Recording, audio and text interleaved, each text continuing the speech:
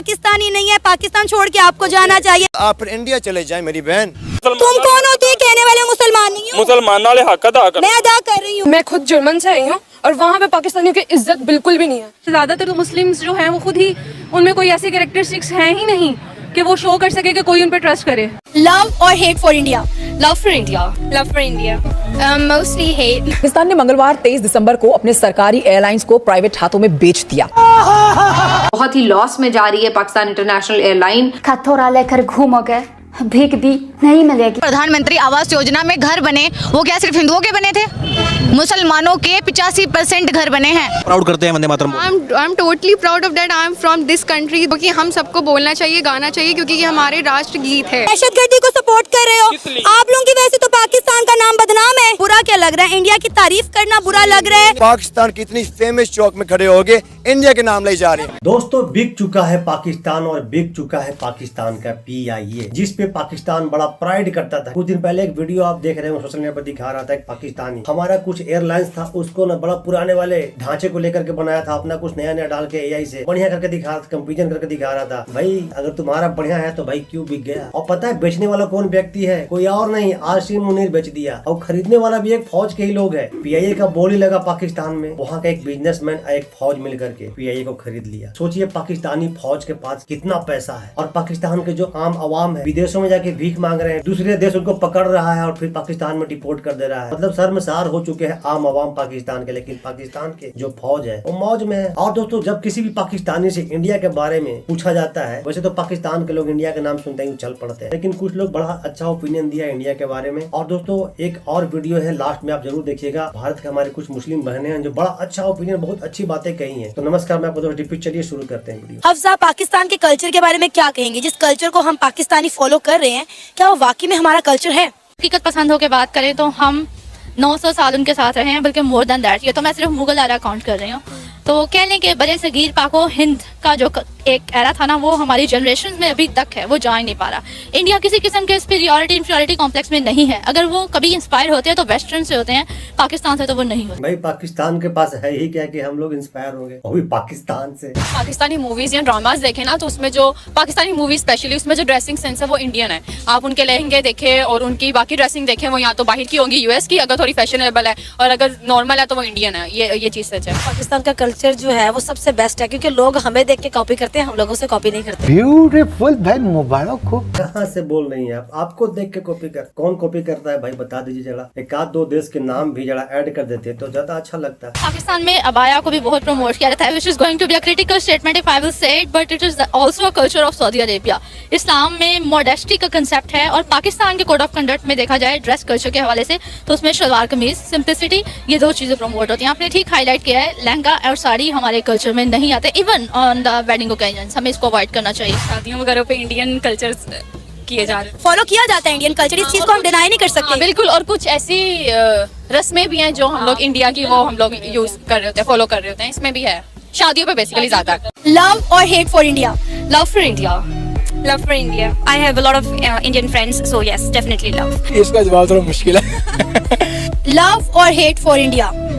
Hate, वहाँ पे थोड़ी सी नफरत पाई जाती है मुसलमानों के लिए। मुसलमानों के लिए नफरत पाई जाती है। भाई ये तुम लोग तो प्रोपेगेंडा करते हो, लेकिन तुम्हारे के यहाँ हिंदुओं के लिए क्या पाई जाती है भाई? क्रिश्चियन के लिए क्या पाई जाती है? इसलिए आई हेट इंडिया। लव और हेट फॉर इंडिया। Love.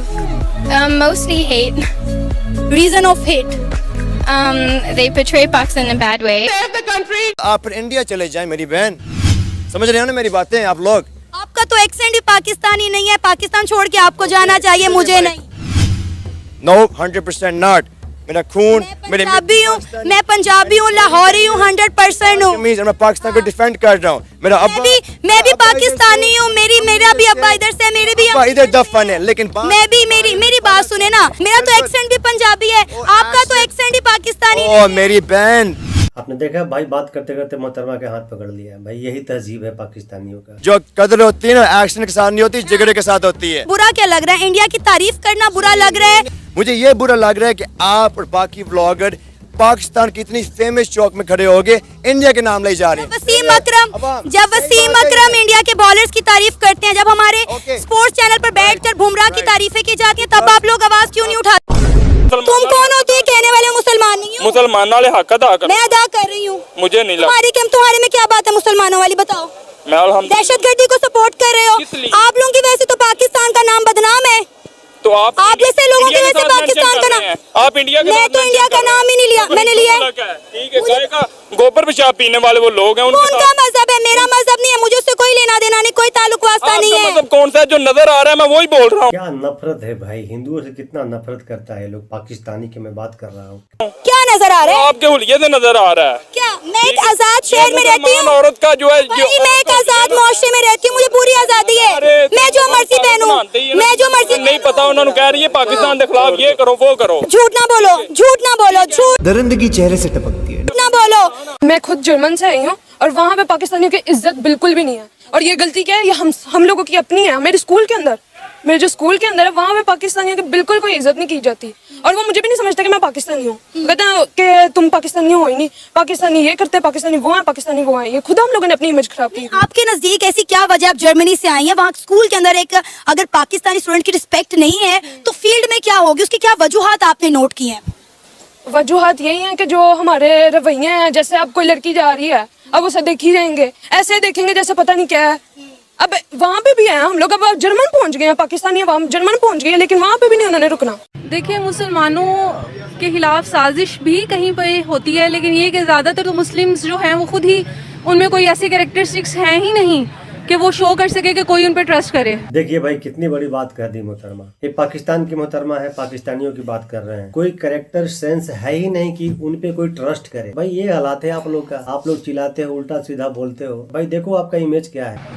वो खुद भी मेरा ख्याल है नेगेटिव साइड पे ज़्यादा इन्वॉल्व होते हैं एज कम्पेयर टू कि हम लोग पॉजिटिव साइड पे जाएंगे, अपना कोई अच्छा इमेज शो करें, उसको एक्सप्लोर नहीं कर पाते हैं। और हम लोग अपना फ्रस्ट्रेशन जो है वो कहीं ना कहीं नेगेटिव में हम लोग फिट बैठते हैं। मुसलमानों को जो है वैसे भी साजिश के लिए ही यूज़ किया जाता है।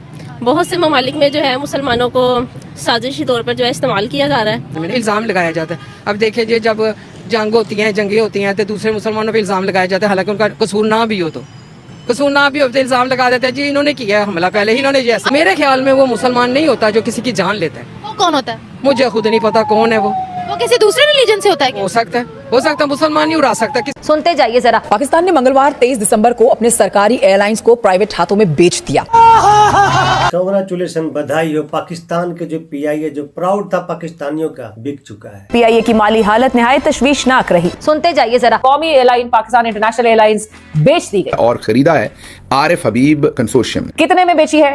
150 रुपया देगा। बिक गया। वो जो मेरा प्राइड था, जिसके मुतालिक हम कहते थे ना कि great people to fly with, वो आज पाकिस्तान का वो प्राइड खत्म हो गया। हुकूमत कब तक खसारे में चलने वाले इन तमाम जो इदारे इनका बोझ उठाएगी? भी सोच रहे होंगे कि चलें 135 अरब अच्छी प्राइस है। नहीं, ऐसा नहीं है। हुकूमत पाकिस्तान को इसमें से मिलेंगे सिर्फ 10.8 अरब रुपए। खथोरा लेकर घूमोगे, भीख भी नहीं मिलेगी। भीख भी नहीं मिलेगी। और ये जो बेचने वाला है ना, कोई और नहीं है, RC Munir, field marshal. Pakistan Peoples Party के रहनुमा रजा रबानी साहब ने जो PIA की निजकारी है, इसका जो हुकूमती फैसला है उसको गैर आईनी करार दिया है, इसे मुस्तरद किया है। एक तो ये कि पता चल रहा है कि ये सिर्फ इन्होंने अकेले इसको नहीं खरीदा, इनके पार्टनर है साथ में फौजी फर्टिलाइजर। सुनते जाइए जरा। ये रकबे तुम्हारे लिए, फर्टिलाइजर भी तुम्हारे, प्लॉट भी तुम्हारे, अब जहाज भी तुम्हारे। क्या बात। सुनते जाइए। तो अब आप समझ जाएं कि जो फौजी भाई हैं उनका भी इसमें एक पूरा हिस्सा आ गया है। उन्होंने PIA की निजकारी के खिलाफ भूख हड़ताल तक का ऐलान भी किया है। एक वक्त था कि कौमी फ़ज़ाई कंपनी PIA हम देखते थे कि क़याम पाकिस्तान के बाद तरक्की, खुशहाली और दिफाए वतन में बड़ा एक अहम किरदार अदा करने वाला इदारा था। एक वक्त था कि हर चंद मिनट में PIA का जो तैयारा है दुनिया के किसी न किसी मुल्क में लैंड कर रहा होता था। अफसोस की बात है कि PIA का उड़ान ठप पड़ गया है। फिजा खान का जो गुब्बारा था वो फट पड़ा है। बड़ा फुला फुला करके बोलती थी ना, मोदी मोदी मोदी, भारत इंडिया पूरा करती थी ना। अब मोहतरमा सदमा में है कि PIA इनका बिक गया, जो प्राइड था पाकिस्तान का। अल्टीमेटली आज इस एयरलाइन को फरोख्त कर दिया गया है और इसके सिलसिले में बाकायदा एक बिडिंग का प्रोसेस हुआ, एक बोली लगी और मुख्तलिफ कंपनीज जो थी वो इस मौके पर मौजूद थी। और जो सबसे ज़्यादा कंपनी जिसने बोली लगाई थी वो आरिफ हबीब सिक्योरिटीज़ की कंपनी थी।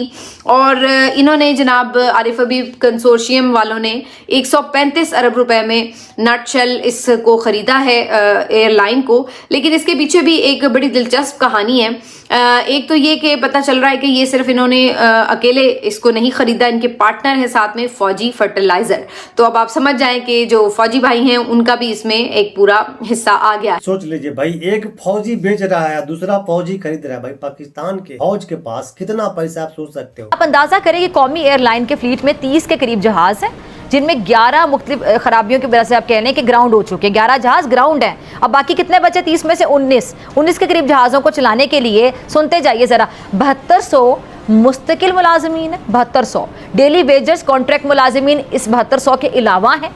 अब इतने मुलाजमीन का बोझ मुझे बता देंगे 19 तैयारे उठा सकते हैं? नहीं उठा सकते ना, ये तैयारे नहीं उठा सकते। तब बहुत ही लॉस में जा रही है पाकिस्तान इंटरनेशनल एयरलाइन, और बार बार हुकूमतों ने ये कहा कि इसको इंटरनेशनल एयरलाइन को हम प्राइवेटाइज कर देंगे, लेकिन इस अमल में कामयाबी नहीं मिल सकी। और हर गुजरते साल के साथ इसके जो अखराजात हैं और जो इसमें खसारे हैं उसमें इजाफा होता चला गया। जो PIA का सौदा हुआ है ये कोई खुश दिली से नहीं किया गया, बल्कि सूरत हाल इसके बिल्कुल मुखालिफ हमें नजर आती है। ये जो सौदा किया गया है इसके पीछे जो वजह नजर आ रही है वो ये है कि फील्ड मार्शल ने तमाम बिजनेसमैनों को इकट्ठा किया और हुक्म दिया कि तुम में से कोई या सब कंसोर्शियम बना लो और PIA को खरीदो। तो दोस्तों, ये तो पाकिस्तानियों का था रोना धोना। पाकिस्तान के PIA बिक चुका है और पाकिस्तान के लोगों का आपने ओपिनियन देखा। अभी आपको मैं दिखाता हूँ अपना इंडियन मुस्लिम बहनों का कुछ ओपिनियन। कुछ लोग, बहुत सारे वीडियो आप देखे होंगे, नेगेटिव वीडियो हमेशा आया करता है, लेकिन आज मैं आपको बहुत ही पॉजिटिव वीडियो दिखाने वाला हूँ। पूरा वीडियो को देखिए। सरकार से दिक्कत क्या है?